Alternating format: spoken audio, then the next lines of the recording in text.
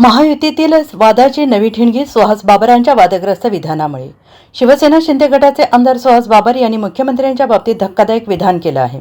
एवढंच नव्हे तर भाजपासह सगळे पक्ष चालवत असल्याचं विधान देखील केलं आहे। आमदार बाबर यांच्या वक्तव्यामुळे नवा वाद निर्माण झाला आहे। महायुतीमध्ये भाजप आणि शिवसेना शिंदे गटातला अंतर्गत वाद हा नेहमीच चर्चेत असतो।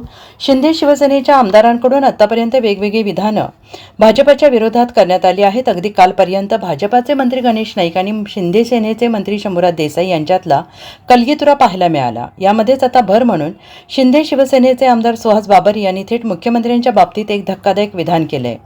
जिल्हा परिषद निवडणुकीच्या प्रचारादरम्यान खानापूरच्या पळशीमध्ये एका जाहीर सभेतून आमदार बाबर यांनी थेट मुख्यमंत्र्यांना आव्हान देणारं वक्तव्य केलंय। आमच्यासारखे 243 आमदार आहेत म्हणून मुख्यमंत्री आहेत असं वक्तव्य केलं आहे आणि एवढंच नव्हे तर भाजपसह सगळे पक्ष आपण चालवतो असं विधान देखील आमदार सुहास बाबर यांनी केलं आहे। यावेळी आता त्यांच्या विधानामुळे राजकीय वातावरण तापलेलं आहे। दरम्यान त्यांच्या या विधानाची भाजप नेते मंत्री चंद्रकांत पाटील यांनी समाचार घेतलाय। आमदार सुहास बाबर आणि त्यांचे वडील अनिल बाबर यांचे मुख्यमंत्री देवेंद्र फडणवीस यांच्याशी चांगले संबंध आहेत। त्यांनी असे का म्हटले हे मी त्यांना फोन करून विचारतो। ते जर सर्व पक्ष चांगले चालवत असतील तर चांगलेच आहे ना, असा टोला त्यांनी आमदार सुहास बाबर यांना यावेळेस लगावला आहे।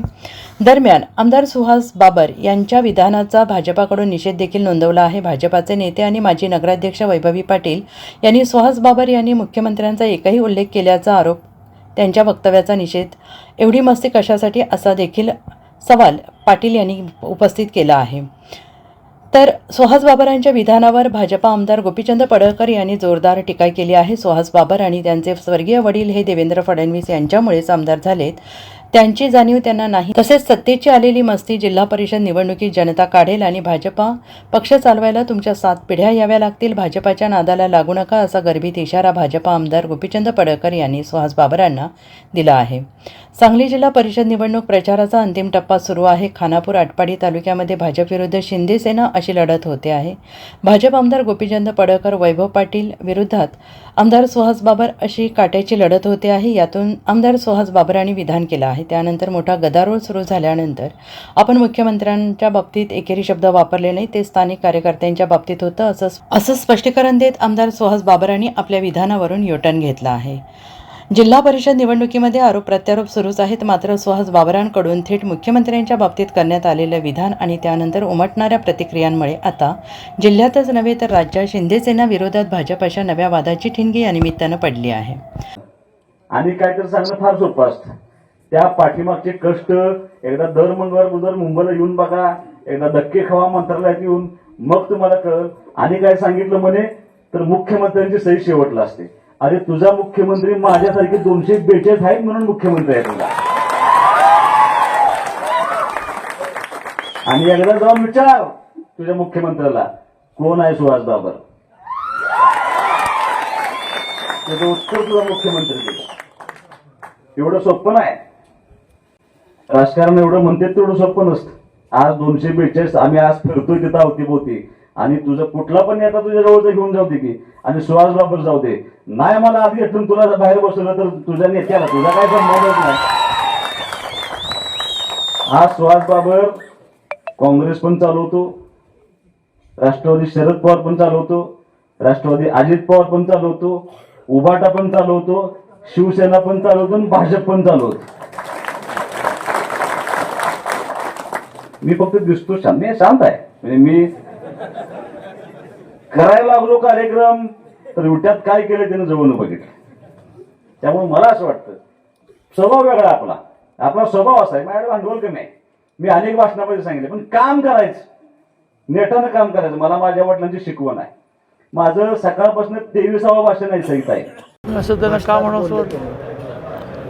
सुहास बाबर आणि त्याच्या आधी अनिल बाबर हे मुख्यमंत्र्यांच्या म्हणजे देवेंद्रजींच्या आणि माझ्या इतके जवळ आहेत की असं त्यांनी म्हणण्याचा संदर्भ काय बघायला पाहिजे, कारण असं आम्ही नेहमीच त्यांना रिस्पेक्ट देतो। काय झालं की सर्वच पक्ष मी चालवतोय विट्यात।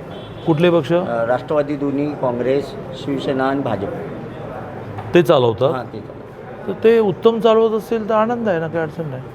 आमच्याकडे कोणी कोणाला चालवावं हा काही फार प्रश्नच नाही आहे, पण त्यांच्या वाक्याचा अर्थ मग कळत नाही आहे। मित्र आहेत, गाडीत बसलो की फोन करून विचारतो काय सुहास काय म्हणायचं तुला, चला।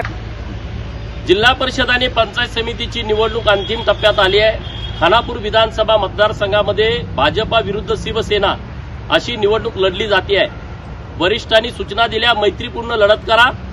आता अंतिम टप्प्यात निवडणूक आल्यानंतर कुणी कुणावरती टोकाची टिप्पणी केली नाही. परंतु काल खानापूर विधानसभा मतदारसंघाचे आमदार सुहास बाबर यांनी राज्याचे मुख्यमंत्री यांना अरे तुरे भाषा करून माझ्यामुळेच ते मुख्यमंत्री आहेत किंवा माझ्यासारख्या आमदारांच्यामुळे मुख्यमंत्री आहेत असं चुकीचं स्टेटमेंट केलं आहे. त्यांना याची जाणीव नाही की ते आमदारच माननीय मुख्यमंत्री देवाभाऊंच्या मुळे आहेत. त्यांचे वडील पण आमदार 19ला देवाभाऊंच्याच आशीर्वादानं झाले होते. याची जाण आणि याचं भान हे आमदार सुहास बाबर यांना नाही आहे. मी यांचा जाहीर निषेध करतो. आज तुम्ही जी मस्ती सत्तेची येऊन जी स्टेटमेंट करताय, ही स्टेटमेंट लोक बघतायत.